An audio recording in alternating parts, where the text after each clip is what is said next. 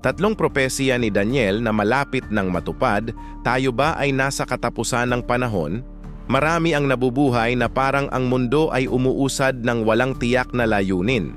Ngunit ipinapakita ng Biblia na ang bawat pangyayari ay bahagi ng isang banal na plano. Ang mga propesiya ni Daniel ay malinaw na mga babala na ang katapusan ng panahon ay papalapit na habang ang ilan ay hindi pinapansin ang mga palatandaang ito. Ang iba ay nakikita na ang orasan ng propeta ay malapit ng tumama sa huling hagod.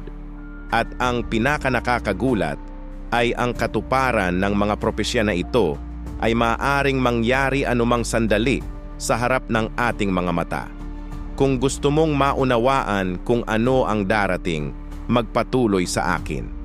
Ang 70 linggong propesiya na iniulat sa Daniel Siyam ay hindi lamang isang kalendaryong propetiko. Ito ay isang buhay na patunay na ang Diyos ang namamahala sa panahon at kasaysayan. Ang bawat linggong propetiko ay kumakatawan sa 7 taon na may kabuuang 490 taon na humubog sa kapalaran ng mundo.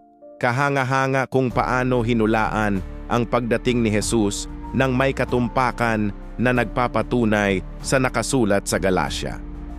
Ngunit nang matupad ang mga panahon, ipinadala ng Diyos ang kanyang ipinanganak na anak na lalaki ng isang babaeng ipinanganak sa ilalim ng batas. Walang nangyayari sa labas ng banal na plano at ang huling countdown ay papalapit na pagkatapos ng muling pagkabuhay ni Jesus.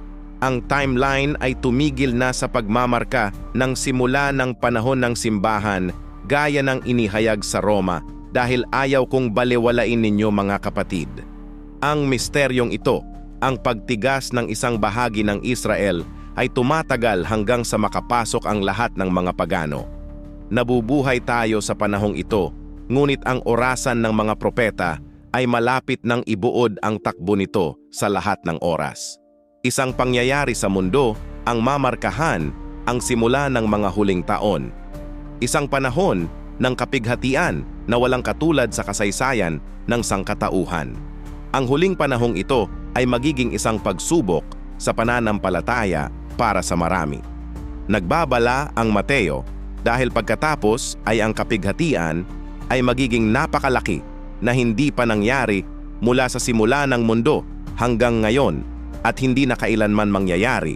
Ang mundo ay malulubog sa kaguluhan, ngunit ang Diyos ang mananatiling may kontrol.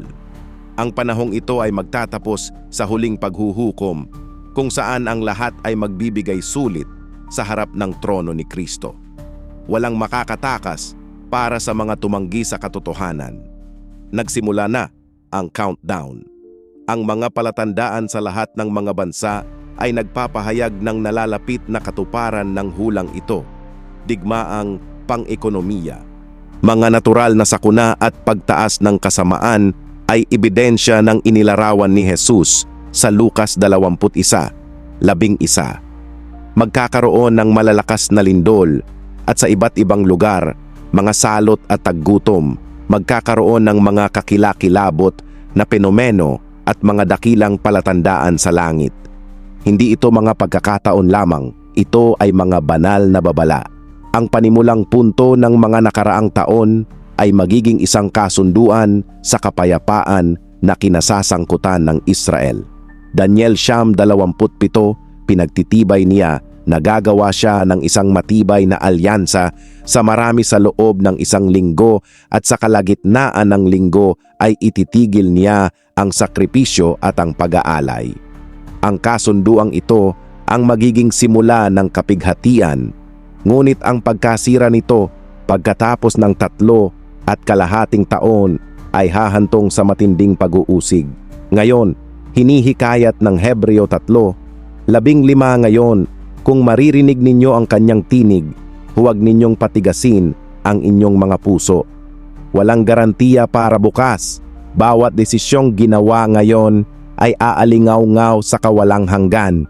Ang sakripisyo ni Jesus ang nagbukas ng landas patungo sa kaligtasan, ngunit ang pagpili na sumunod sa kanya ay isang personal at hindi maaaring palampasin na desisyon. Mapanganib ang humarap sa paghuhukom ng walang banal na kapatawaran. Walang neutralidad sa harap ng propesiya.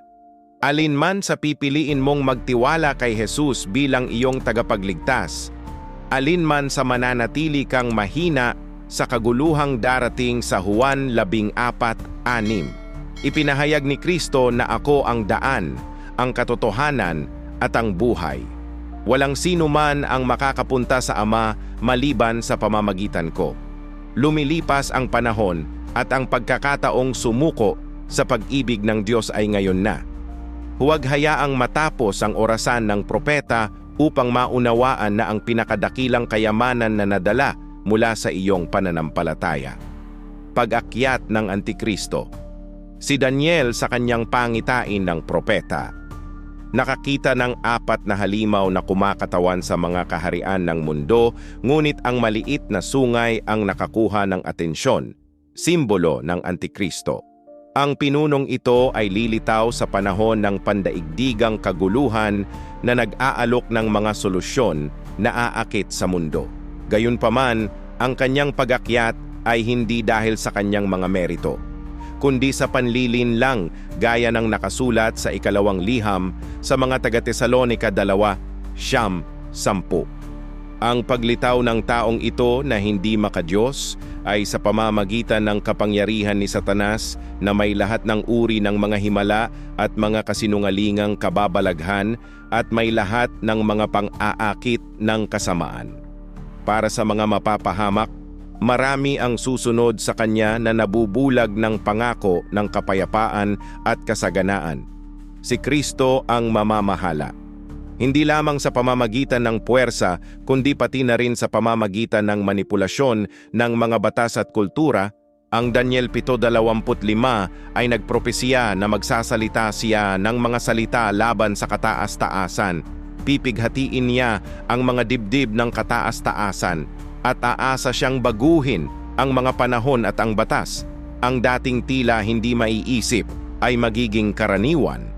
Ang kalayaan sa pananampalataya ay aatakihin at ang mga kumikilala sa pangalan ni Jesus ay haharap sa pag-uusig, ngunit ito ay tapat, ay palalakasin ng Diyos gaya ng ipinangako sa Mateo 10:22.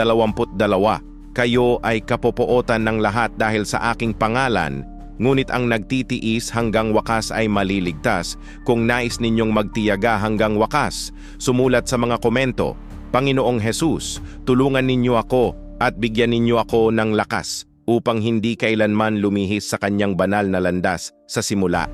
Ang Antikristo ay lilitaw bilang isang tagapamayapa. Magsasagawa siya ng isang kasunduan sa kapayapaan sa Israel bilang mga estado. Daniel 9:27, gagawa siya ng isang matibay na alyansa sa marami sa loob ng isang linggo.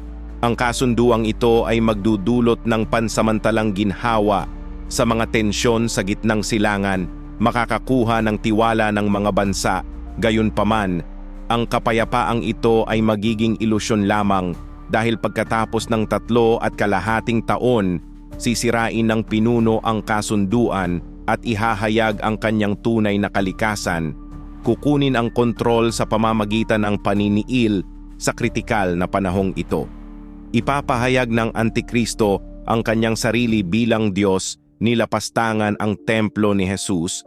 Nagbabala si Jesus sa Mateo 24:15-16. Kaya naman kapag nakita ninyo ang kasuklam-suklam na paninira na binanggit ni Propeta Daniel na itinatag sa isang banal na lugar, sino mang magbasa ay mag-ingat sapagkat ang mga nasa Judea ay tumatakas patungo sa mga bundok. Ito ay magiging panahon ng matinding paghihirap, ngunit ang Diyos ay mananatili sa mga hindi tumatanggi sa kanilang pananampalataya. Ang pag-uusig ay lalaganap sa buong mundo. Inilalarawan ng Apokalipsis ang kapangyarihan ng Antikristo. Siya ay ibinigay upang makipagdigma sa mga banal at lupigin sila. Binigyan siya ng awtoridad sa bawat tribo, bawat tao, bawat wika at bawat bansa. Gayunpaman, ang paghahari na ito ay magtatapos. Ang soberanya ng Diyos ay hindi kailanman matitinag at ang paglaban ng mga Kristiyano ay susuportahan ng banal na espiritu. Ang bawat gawa ng katapatan ay iuukit sa kawalang hanggan at walang pagdurusa na magiging walang kabuluhan para sa mga nabubuhay ngayon. Ito ay ang propesiya, ang isang panawagan para sa espiritual na paghahanda. Nagbabala si Apostol Pedro maging matalino. Magbantay sa iyong kalaban. Ang dyablo ay gumagala na parang leong umuungal na naghahanap kung sino ang kanyang malalamon. Ang pagbabantay ay hindi lamang tungkol sa hinaharap, kundi pati na rin sa kasalukuyan. Ang nananatiling matatag sa salita ng Diyos ay hindi malilinlang dahil ang liwanag ni Jesus ay nagtataboy ng kadiliman ng mga kasinungalingan. Huwag maghintay sa araw ng kapighatian upang hanapin ang Diyos. Ang kaligtasan ay makukuha na ngayon kay Hesukristo sa pamamagitan ng puwersa ng mga tao, ngunit sa pamamagitan ng autoridad ng Diyos, ang kahariang ito ay magiging walang hanggan. Pamamahalaan ni Hesukristo gaya ng inilarawan sa pahayag 11:15, ang kaharian ng mundo ay ibinigay sa ating Panginoon at sa kanyang Kristo. Ito ay maghahari magpakailanman, hindi tulad ng nabigong pamahalaan ng mundong ito. Ang paghaharing ito ay magdadala ng perpektong hustisya, ng walang katiwalian o pang-aapi. Makikita ng bawat bansa na tanging ang Diyos lamang ang karapat-dapat sa karangalan, at ang bawat dila ay magsasabi ng pagkapanginoon ni Kristo sa kahariang ito. Ang pagdurusa ay magiging wala ng iba, kundi isang malayong alaala. Pahayag 21, 4 na pangako, papawiin niya ang lahat ng luha sa kanilang mga mata. Mawawala na ang kamatayan. Wala nang pagdadalamhati o pag-iyak o sakit. Dahil ang mga unang bagay ay nawala na. Isipin ang isang mundo kung saan wala ng kalungkutan, kung saan ang bawat umaga ay minarkahan ng walang humpay na kapayapaan ng banal na presensya. Wala ng sakit o pamamaalam dahil ang buhay ay magiging walang hanggan at ang kamatayan ay mawawalan ng kapangyarihan magpakailanman. Siya ay maninirahan sa gitna ng kanyang bayan.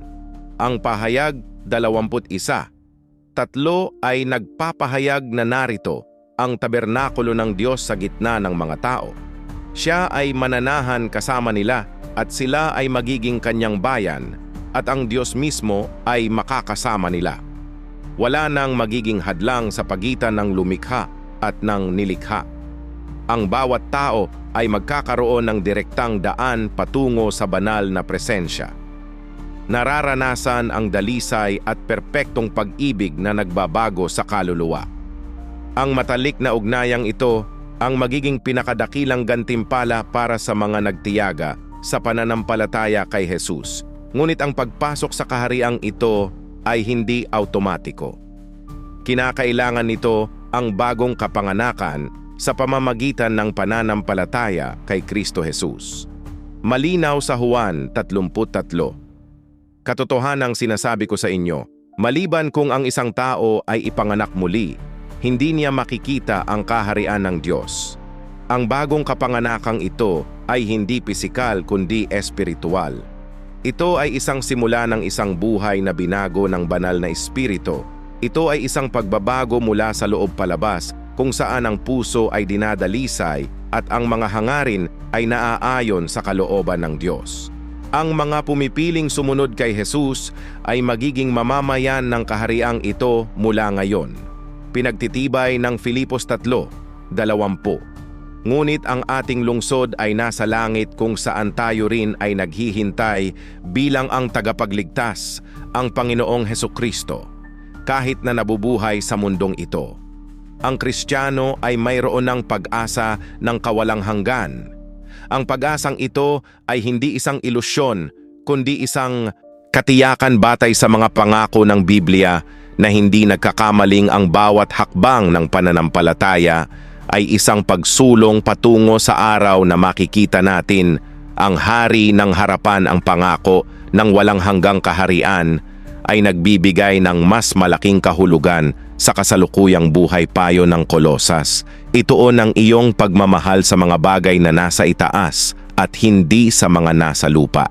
Hindi ito nangangahulugan ng pagbabaliwala sa mga pang-araw-araw na responsibilidad, kundi pamumuhay ng nakatuon ang iyong mga mata sa mga tunay na mahalaga. Ang mga pagsubok sa mundong ito ay nagiging magaan kung ikukumpara sa darating na kaluwalhatian. Ang bawat hamong kinakaharap ng pananampalataya ay nagpapalakas sa karakter at naghahanda ng puso para sa pakikipagtagpo kay Jesus. Ang pinto ng kaharian ay bukas pa rin, ngunit hindi ito mananatiling bukas ng walang hanggan. Sinabi ni Jesus sa Juan, "Ako ang pinto, kung ang sinuman ay papasok sa pamamagitan ko, siya ay maliligtas." Walang ibang paraan, walang ibang tagapagligtas. Ang pagpipilian ay bago ka magpatuloy na mabuhay para lamang sa kasalukuyan o siguraduhin ang iyong lugar sa kawalang hanggan sa tabi ng Diyos. Ang paanyaya ay ipinapaabot, ngunit ang desisyon ay sa iyo. Ang mga palatandaang ito ay hindi magbabago kung ano ang mangyayari. Inihayag na ng Diyos ang hinaharap sa Biblia at ang bawat araw na lumilipas ay naglalapit sa atin sa panahon na babalik si Jesus para itatag ang kanyang walang hanggang kaharian. Walang lugar para sa pag-aalinlangan. Ang pagkakataong maghanda ito ay ngayon habang bukas pa rin ang pinto ng biyaya. Huwag mag-atubili sa paghahanap sa Diyos. Magdesisyon ngayon na mamuhay sa pananampalataya kay Jesus at maranasan ang kapayapaan na tanging siya lamang ang makapag-aalok.